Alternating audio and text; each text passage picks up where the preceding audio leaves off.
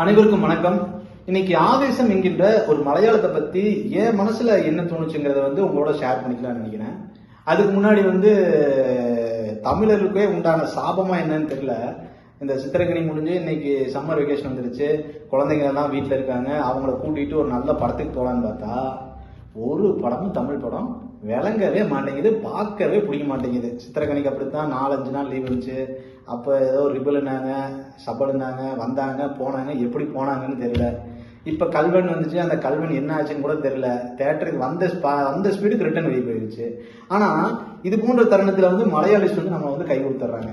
ஏன்னு கேட்டிங்கன்னா, போன மாதம் அப்படித்தான் மஞ்சுமல் பாய்ஸ்ங்கிற ஒரு அருமையான படம், நண்பர்களுக்கான படம். இந்த படத்துல பார்த்தோம்னா நண்பர் எப்படி இருக்கணும், அவங்களுக்குள்ள பாண்டிங் எப்படி இருக்கணுங்கிறத அவ்வளோ அருமையாக காமிச்சிருப்பாங்க.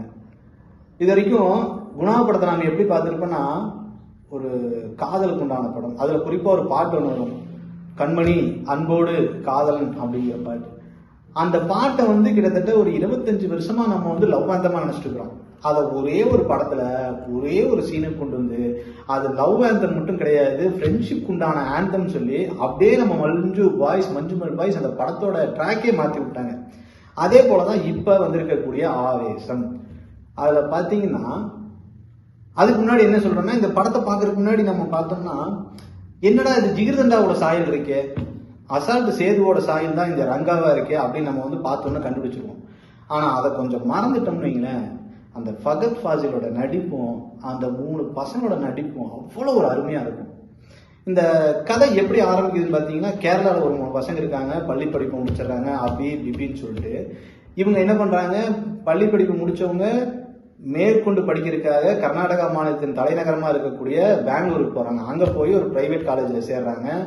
காலேஜ் ஹாஸ்டல் வேணாம்னு சொல்லி அவங்க அம்மா அப்பாட்ட எல்லாம் ஒரு நல்ல பேய் கதையை சொல்லி கதையை கொடுத்து அவங்களே ஒரு செட்டிங் போட்டு பிரைவேட் ஹாஸ்டல் போய் தங்கிடுறாங்க. அங்க போனா ஜாலியா இருக்காங்க பசங்க.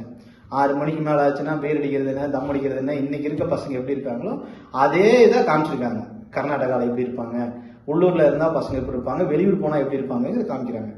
அதை முடிச்சுட்டு காலேஜுக்கு கொண்டு போறாங்க. அந்த அடுத்த சீனு, காலேஜுக்கு போனா அங்க ஒரு சீனியர் கேங் இருக்கு. அந்த சீனியர் கேங்ல பாத்தீங்கன்னா ஒரு தலைன்னு சொல்லி ஒருத்தர் இருக்கிறான், அவன் பேர் குட்டி. அந்த குட்டி என்ன பண்றான்னு கேட்டீங்கன்னா, இவங்களை கூப்பிட்டு ரேகிங் பண்றான், ரொம்ப தட்டன் பண்ணிட்டு இருக்கிறான், ஒரு சில வேலைகள்லாம் வாங்கலாம். அப்ப இந்த பசங்க மன உளைச்சலுக்கு ஆயிடுறாங்க. மன உளைச்சலுக்கு ஆனதுக்கு அப்புறம் பேரை கேட்கறான், பேரை சொல்ல முடியாதுன்னு சொல்லி ஒரு இவங்களுக்குள்ள ஒரு வாக்குவாதம் ஓடிட்டு இருக்குது.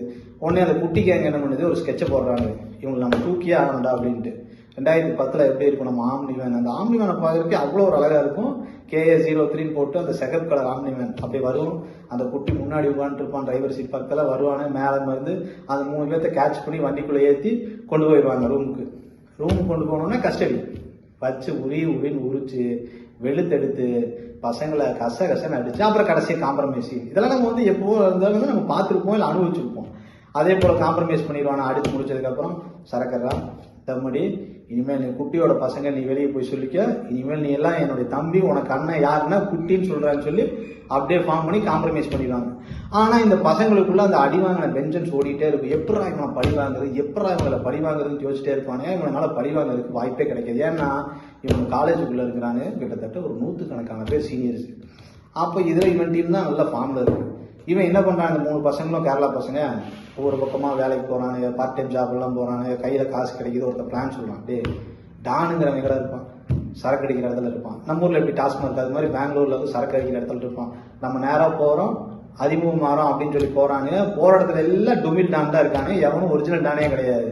நம்ம நானு ரவுடி விஜய் சேதுபதி மாதிரி எல்லாருமே கோட்டிங் கொடுத்துட்றானுங்க, யாருமே ஒரிஜினல் டானே கிடையாது.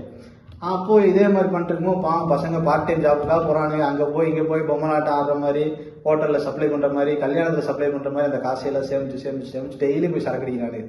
ஏன்னா இவங்களை பழிவாங்கனே ஆகணும். அப்போ மயூரி பாருங்கிற ஒரு பார் இவங்களுக்கு தெரியுது. சரி, இந்த பார் ஓனர் பயங்கரமான ஒரு டானு, பெரிய கையு, நல்ல மாசு, ஏகப்பட்ட சம்பவம் பண்ணவர், இவர் தான் லோக்கல் கை, இவர்கிட்ட நம்ம அடைக்கலம் போயிட்டோம்னா இவரை வச்சு நம்ம அந்த பசங்க ரிவெஞ்ச் எடுத்துலாம் ஐடியா பண்றாங்க. போனா அந்த மயூரி பார் ஓனர் ஒருத்தர் கையில முத்தம் கொடுக்குறாரு. அவரு யாருன்னு பார்த்தா ஃபகத் ஃபாசில். அந்த ஃபகத் ஃபாசிலோட இன்ட்ரடக்ஷன் பார்த்தீங்கன்னா அவ்வளோ அருமையா இருக்கும். நல்ல கழுத்தெல்லாம் ஒரு 50 பவுன் செயின் போட்டு, 10 விரல்ல 10 மோதிரம் போட்டு, 4-5 காப் போட்டு, நல்ல ஒரு ரேடோ வாட்சை கட்டி அது அந்த கோல்டன் கலர் ரேடோ வாட்ச் அவ்வளோ அருமையாக இருக்கும். இந்த எல்லோ கலர் ரேபன் வாட்ச். அப்புறம் ட்ரெஸ்ஸிங் பார்த்தீங்கன்னா அந்த படத்தில் டானுக்கு உண்டானது அத்தனையுமே இருக்கும். உடனே போகிறாங்க, யூரின் அடிக்கிற இடத்த டாய்லெட்டை காமிப்பாங்க. லைட் ப்ளீஸ்ம்பாங்க. யாரு? நம்ம பக்கத்து பார்த்து லைட்டில் என்னன்னா அந்த பையன் வாயில் வச்சிருக்கிற சிகரெட்டை இவர் அப்படியே வச்சு லைட் பார்த்து சொல்லுவார். அதுக்கப்புறம் அறிமுகமானோன்னா அங்கே ஒரு அருமையான சீன். அந்த சீனில் தேட்டரில் வைப்பாகாத ஆளுகளே கிடையாது. அப்போ ஏதோ பேசிட்டு இருக்கும்போது அந்த பசங்களை வந்து ஒரு தள்ளுமுள்ளார சீன் ஆயிரும். அப்போ சத்தம் போட அப்படின்ட்டு. அப்போ பார்த்தீங்கன்னா அப்படியே கூட இருக்கிற எல்லாருமே வந்து பொருளை போட்டு எந்திரிச்சு யாருமாங்க ஒன்றில் உட்காரணும்னா அவ்வளோ மாசாக இருக்கும் அந்த சீன்.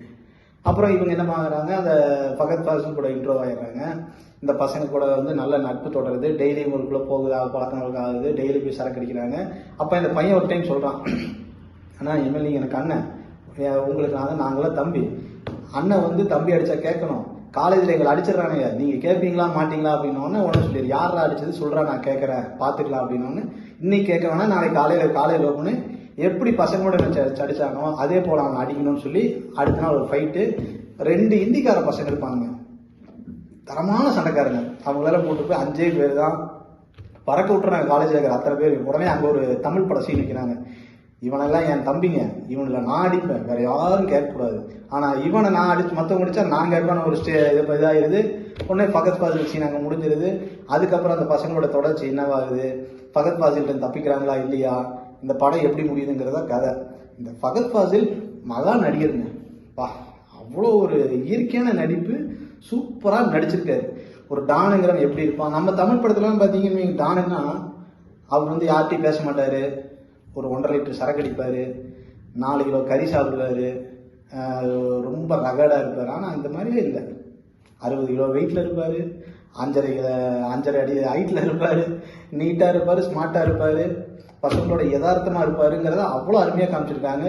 ஆவேசம் என்கின்ற படம் இன்னைக்கு தமிழ்நாட்டில் இருக்கக்கூடிய அனைவருமே பார்க்க வேண்டிய படம். குறிப்பாக நண்பர்களுக்குள்ள ஒரு பாண்டிங் ஒன்று காமிச்சிருப்பாங்க. ஒரு மாலில் வந்து ஒரு பஞ்சாயத்து நடக்கும். ரங்கா டீமுக்கும் ரெட்டி டீமுக்கும் ஆப்போசிட்டில். அப்போ காம்ப்ரமைஸ்ன்னு பேசிட்டு போயிடுவாங்க. இவங்க 5 பேர் தான் இருப்பாங்க. உடனே அங்கே இருக்கக்கூடிய அம்பன் என்கின்றவர் வந்து இவருக்கு ரங்காவுக்கு ரைட் ஹேண்டு. அந்த அம்பன் சொல்லுவார், ஆனால் நம்ம சுத்து போட்டாங்க, தயவுசெய்து நீ கிளம்புங்க அப்படின்ட்டு. அப்போ ஃபகத் ஃபாசில் உள்ள அந்த 3 பசங்களை வச்சுட்டு ஏற்றிட்டு கிளம்பலான்னு நினைக்கும்போது கூட இந்தி பசங்க 2 பேர் நல்லா சண்டை போடுவாங்க. அதில் ஒருத்தர் லாக் ஆகிடும். அப்போ ஐயோ என்னடா இப்படி ஆயிடுச்சுங்கிற சீன் வந்து நம்ம இந்த சீன் வந்து புதுப்பேட்டையில் பார்த்துருப்போம். அதே போல் தனுஷ் எப்படி சிக்குவாரோ அதே போல் அந்த இந்தி பையன் சிக்கிடுவான். சிக்கிறவன்னா இவங்க கிளம்பலான்னு போகும்போது கூட இருக்கிற இன்னொரு இந்தி பையனுக்கு மனசு வராது, என்னடா நம்ம நண்பனை விட்டுட்டு போகிறதா அப்படின்ட்டு. அவர் அங்கேருந்து குதிச்சு திரும்ப ரிட்டர்ன் போனவங்க வந்து சண்டை செஞ்சு காப்பாற்றிட்டு போகிறதெல்லாம் அவ்வளோ அருமையாக இருக்கும்.